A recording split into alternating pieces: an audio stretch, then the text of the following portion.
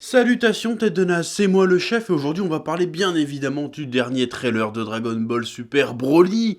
Le film a arrivé incessamment sous peu, il sort le 14 décembre au Japon et au mois de janvier aux États-Unis. En France, on sait toujours pas, espérons qu'il se passe quelque chose. Je regarde là parce qu'il y a une putain d'énorme mouche chamère. Qu'est-ce qu'elle fout là cette pute? Je vais la chasser et je reviens. Putain, je prononce le mot Dragon Ball Super, il y a une énorme mouche à merde comme ça qui vole dans ma chambre. D'où elle sort cette pute? Ouais. Bref, que penser de ce micro-teaser, c'est même plus un teaser qu'un trailer, d'une trentaine de secondes. D'ailleurs, il y en a plein qui se disaient sur Twitter, oui, mais chef, qu'est-ce que tu vas trouver à dire sur un trailer de 30 secondes? Alors, faut savoir, les gens, parce qu'en même temps, on me spam pour me dire, c'est quand que t'en parles?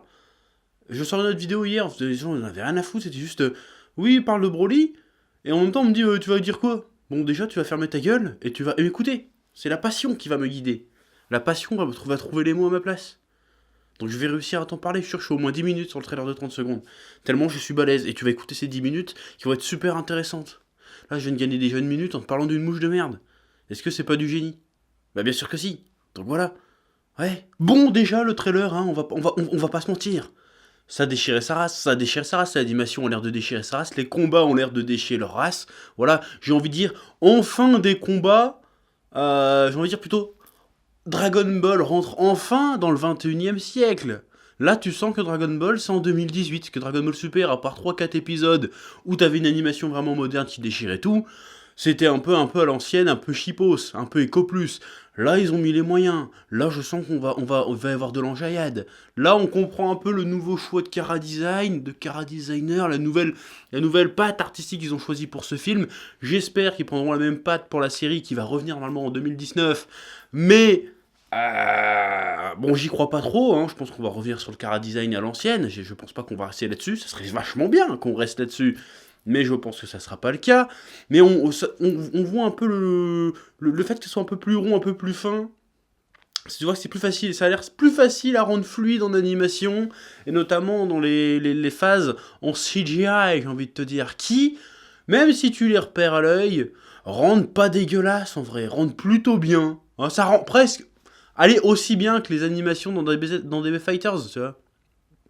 Fighter Z, Fighters, c'est plutôt cool. C'est plutôt cool, ça a l'air plutôt badass, ça a l'air d'avoir de la bonne couleur, ça a l'air de bouger dans tous les sens, il y a de la grosse explosion, de la grosse baston, il y a des plans de caméra qu'on n'a pas l'habitude de voir dans Dragon Ball et qu'on n'a pas l'habitude de forcément voir en animation d'habitude, habituellement. Je pense au plan où t'as Vegeta God, nouvelle exclue, trop stylé, qui font sur Broly, t'as un petit effet shaky cam quand il arrive, qui est plutôt stylé, qui est plutôt impressionnant, qui va mettre de la patate. J'ai l'impression que la mise en scène va vraiment sublimer la puissance de Broly. Ça va être vraiment, je suis une grosse brute et ça va se ressentir. Rien que le passage où il fait sa grosse boule d'énergie en mode Genkidama avec les effets CGI autour, méga stylé. Tu sens la puissance, tu sens la démesure. Et c'est ça qui manquait dans Dragon Ball Super la plupart du temps, 99% du temps, c'est la démesure épique. Bah là, dans ces 30 secondes, j'ai plus pris de démesure épique dans la gueule que dans 131 épisodes de Dragon Ball Super. Il y a 131 épisodes, je crois, c'est ça. Voilà. Et j'ai envie de dire, c'est pas normal. C'est pas normal. Mais tant mieux, tant mieux. Donc déjà, je sais pas ce que va être l'histoire de Dragon Ball Super Broly, mais au moins, contrairement peut-être aux deux films précédents, même si j'avais bien aimé moi Battle of God, pour la raison que j'avais déjà évoquée, et que j'avais aimé Fukatsu no F parce qu'il avait un petit côté OAV film à l'ancienne, mais là, même si on n'a pas l'histoire, je sens qu'on aura le spectacle. Le spectacle sera au rendez-vous. Alors qu'il était un petit peu décevant malgré tout dans les deux autres, même s'il y avait des scènes de ouf, quand Goku fait son one inch punch sur Freezer, c'était stylé. Mais voilà, là je pense qu'on va en prendre plein les mirettes. Voilà, juste que j'espère franchement derrière, j'espère qu'il y aura un peu d'histoire quand même, s'il vous plaît. Là il y a moyen de faire quelque chose, parce que vous nous vendez une histoire, vous nous vendez un scénario, ce que vous ne faisiez pas avant. Dans les autres films, dans Battle of God, on ne nous vendait pas de scénario, on nous vendait du grand spectacle, on l'a pas trop eu. Fukatsu no F, pareil, on nous vendait surtout du grand spectacle, on l'a plus ou moins eu. Là, vous nous vendez à la fois une histoire qui remonte à l'origine des scènes, à la fois du grand spectacle. Donc tenez vos promesses, s'il vous plaît, pour une fois, ça serait cool, ça serait sympa. Ouais. Ensuite, dans ce trailer, il y a plusieurs choses intéressantes et qui me font un peu tiquer, un peu peur, mais qui en même temps sont intéressantes, comme je suis en train de te le dire. Déjà, on a cru tous apercevoir un début de combat entre Whis et Broly. Alors attention, parce que ça peut être très vite une idée de merde. Ça peut plomber potentiellement tout le film, ce truc. Pourquoi ? Parce que Whis, on sait qu'il est méga puissant, il est plus fort que les deux de la destruction et tutti quanti. Si tu me balances un Broly qui se bat contre Whis et que Whis le gère en 2 secondes, là, tu vas tuer Broly en fait. Tu vas annihiler la menace qu'il représente. Parce que Whis, et ça j'en ai déjà parlé dans un Dragon Ball OG récemment, le problème Zeno, je parle de Whis. Whis est trop puissant, il est tout le temps avec les héros, pourquoi il intervient pas ? Si tu le vois se friter avec Broly et qu'il éclate Broly, bah Broly n'est plus une menace. Automatiquement. En revanche, si Broly se bat contre Whis, mais Whis va gagner forcément, que Whis gagne, mais que Broly arrive à lui mettre une patate à Whis. Là, ça change la donne. Là, ça sublimerait le Broly. Parce que Goku et Vegeta n'ont jamais réussi à foutre ne serait-ce qu'une patate à Whis. Donc si Broly arrive, il arrive à faire un bon sparring avec Whis, et qu'il arrive à lui mettre une petite patate, et j'en fais « Oh bah je m'attendais pas à m'en prendre une oh. Là, ça peut être intéressant. Ça montre que Broly, il en a sous le capot. Ça veut dire que Broly, il est déjà à un niveau bien au-delà de Goku et Vegeta. Donc là, Broly devient un challenge. Mais s'il se fait juste éclater sans rien faire, sans briller à un moment donné, ça n'a aucun intérêt de faire ça, et ça va annihiler tout l'enjeu finalement. Donc voilà, j'espère qu'ils vont utiliser Broly contre Whis comme ça. Il faut que ça se passe comme ça, sinon ça ne sert à rien. Si toutefois, bien sûr, l'hypothèse de base est valide. Si c'est vraiment un combat Whis-Broly qu'on nous montre. Ça, on n'en sait rien. Mais si c'est ça, il faut que Broly soit sublimé avec ce truc-là. S'il se fait juste rect en disant tu as encore des progrès à faire sans rien, ça sert à rien. Le film est buté à ce moment-là. Bah, je quitterai pas la salle, je continuerai à regarder, mais le film sera buté à ce moment-là. Faut pas que ça arrive. Voilà. Autre truc intéressant par rapport au personnage de Broly, et qui là va être un peu radicalement différent de ce qu'on a pu voir dans le film des années 90, qui n'est toujours pas canon, je le rappelle, c'est que Goku semble dire « Ouais, je sens bien que t'es pas un mauvais gars ». Alors que dans le film des années 90, c'était très clairement établi que c'était une ordure, Broly. C'était un fils de pute psychopathe. On se souvient tous de cette phrase qui a glacé le sang à de nombreux enfants à l'époque, quand il disait à Goku « À ta place, j'éloignerai ton fils d'ici !» Parce qu'il allait niquer la gueule à Gohan juste pour faire chier Goku. Ou quand il détruit la planète des petites bestioles. « Ah, c'est votre planète ! Tiens !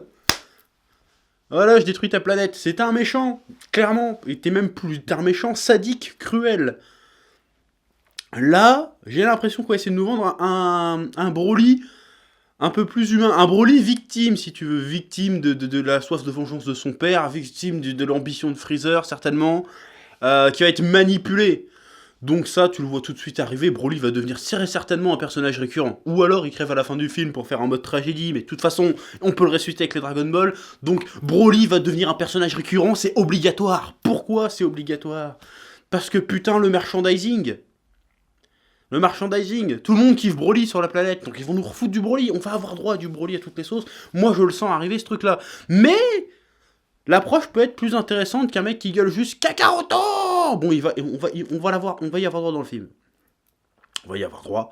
Mais si en plus derrière on pourrait avoir droit à un début de personnalité intéressante, un personnage un peu plus humain, bon, il y avait déjà ce côté un peu victime dans les anciens films, parce que bon, on l'a recharcuté, on l'a jeté comme une merde, mais t'as pas l'impression qu'il essaye de se venger de ça, c'est juste que je suis trop fort, je vais défoncer tout le monde, tu vois.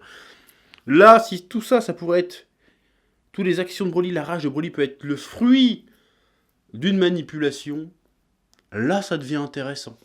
Là, il y a une petite subtilité. Là, le personnage a une petite profondeur. Là, il y a moyen que même le fait qu'il devienne gentil après par la suite, ça soit intéressant. Là, ça peut être cool. Voilà, donc Broly, prochain dieu de la destruction. C'est ça qui va se passer. C'est un truc comme ça qui va se passer. C'est une prophétie que je te pose, là. Voilà. Ça va être un délire comme ça. En tout cas, ça a l'air plus intéressant que le Broly des années 90, qui faisait peur, qui était ultra badass. Mais c'est tout, finalement. Il n'y a qu'à voir les suites. En fait, une fois arrivé au premier film, t'avais raconté tout ce qu'il avait raconté avec Broly. Pourquoi ? Parce qu'il avait qu'une facette. Le personnage, c'était juste un méchant qui veut taper Kakaroto. Là, le fait qu'il ait une autre facette, ça va donner de la matière à le développer par la suite, notamment dans une série. Pourquoi pas ? Voilà. Ensuite, dernier truc à dire sur ce teaser de 30 secondes, ce qui semble être le team-up Goku-Vegeta. Qui là rejoint un peu mes craintes que j'avais, enfin mes craintes, ce que j'avais vu venir avec le dernier chapitre de Dragon Ball Super, où Goku et Vegeta s'allient pour défoncer Jiren, contrairement à l'animé où c'était Goku, Freezer, enfin principalement Goku et Freezer qui s'allaient contre Jiren. Il y avait C-17 aussi, mais c'était plus en arrière-plan. Du coup, là on va se poser la question, est-ce que ça va pas être un petit peu redondant ? Parce que moi, la théorie Gogeta, même si elle est... C'est possible, en fait, si tu veux. C'est ça le paradoxe avec Dragon Ball Super. C'est que... Il y a des trucs tellement cons, genre faire revenir Broly, par exemple. J'aurais tellement jamais cru qu'ils auraient été aussi loin, juste pour le marketing et le fanservice, que du coup... Gogeta, ça devient crédible. Mais en même temps, vu ce qu'on nous montre, Gogeta, ça devient crédible dans le sens où ça pourrait arriver, mais ça devient totalement pas crédible au point de vue scénaristique, si tu veux. Je vais t'expliquer pourquoi je veux pas qu'il y ait un retour de Gogeta, même si j'en ai déjà plus ou moins parlé. Je vais te poser une question pour t'expliquer pourquoi il n'y aurait pas de retour de Gogeta, déjà. La question c'est, à ton avis, pourquoi on n'a jamais vu Gotenks adulte dans Dragon Ball GT ?